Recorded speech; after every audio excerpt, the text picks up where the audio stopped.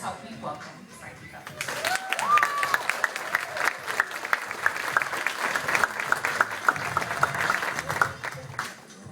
To his left, hip-hop scholar extraordinaire, we have Miss Martha Diaz. She is the hip-hop scholar in residence at the Schomburg Center for Black Research and Culture and the director of the Hip Hop Education Center.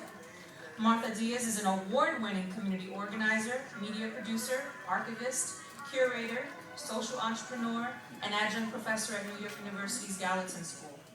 Diaz is the founding director of the Hip Hop Education Center, and in 2012, Diaz became the first hip-hop scholar in residence at the Schomburg Center for Research in Black Culture. Diaz has a master's in hip-hop social entrepreneurship from the Gallatin School for Individualized Study at New York University. Please welcome Ms. Diaz.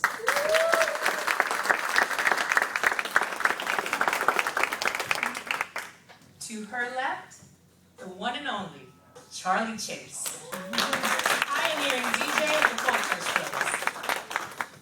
Charlie Chase is the first Latino DJ in hip-hop to officially emerge and establish Latinos as a force to the masses in hip-hop. As a Puerto Rican DJ, Chase played in the streets, parks, clubs, schools of New York City and in other areas, alongside pioneers such as Kool Herc, Africa Bambaataa, Grand Wizard Theodore, Grandmaster Flash, and so many others, becoming a force to be reckoned with.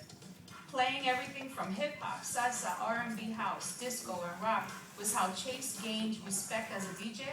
He co-founded the world-famous Cold Crush Brothers with his partner Tony Tone. Together, they recruited Grandmaster Kaz, Hutmaker JDL, Almighty KG, and Easy AD, thus becoming one of the primary influences imitated by many DJs, MCs, and rappers to this day. In 2003, Chase was inducted into the Technics DMC DJ Hall of Fame, and he currently spins at WMNF in Tampa and continues to play for his fans all over the world. He recently got here last night. Please warm welcome for Charlie Chase.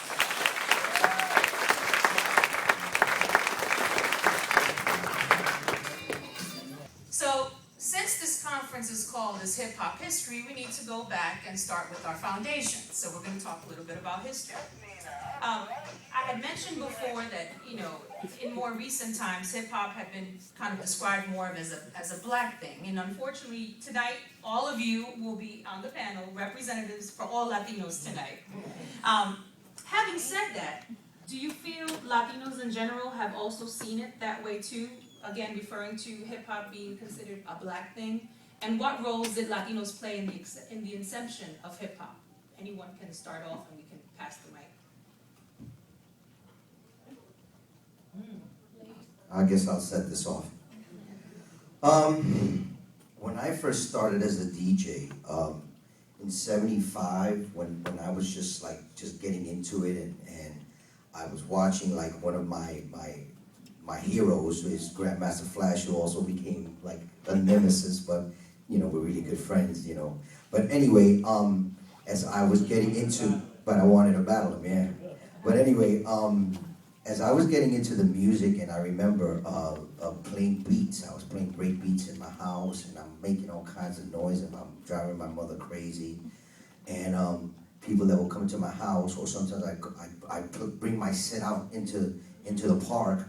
People would criticize me, Latinos especially, they would tell me, "What are you doing playing that Jungle Bunny music?" Like they were really opposed to me doing this, because they said, "You're Latino, do what you're supposed to do." And it's like, supposed to do, I didn't know I was supposed to do anything.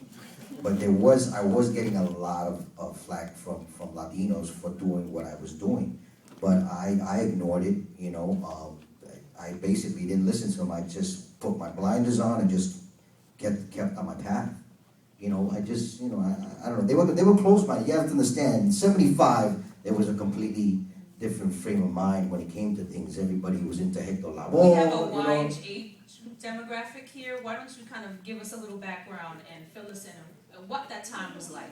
Well, that time, man, I grew up listening to salsa music, like Hector Lavoe, La Fania, it was predominantly salsa music, and then disco wasn't well, disco was around, but I mean, it was like, you know, it was weird because it was like real, it was too, I don't know, it was just too, how you want to say, too glittery for me, man. You know what I'm saying? I wasn't into that.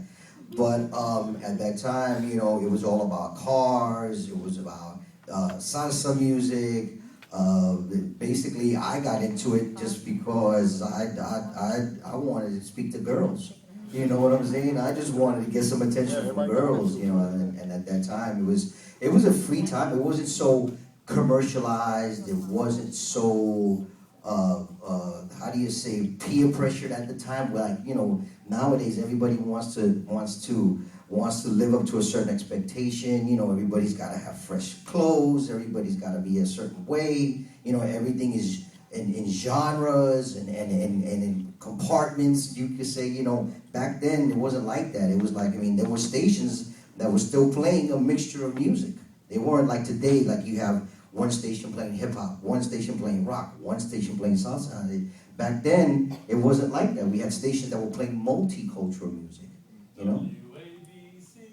That's the station I grew up in. That station was basically, even before FM stations came into play, that station was playing literally everything. That's how I came to love everything. I mean, sometimes in my house, I'm playing some rock music, and sometimes I'm playing some Pavarotti, and the kids walking by my room looking at, you know, like, what's Dad doing now? You know, it's like, but it became the norm in my house. It's just that they didn't understand that I really do appreciate all kinds of music because I was brought up that way.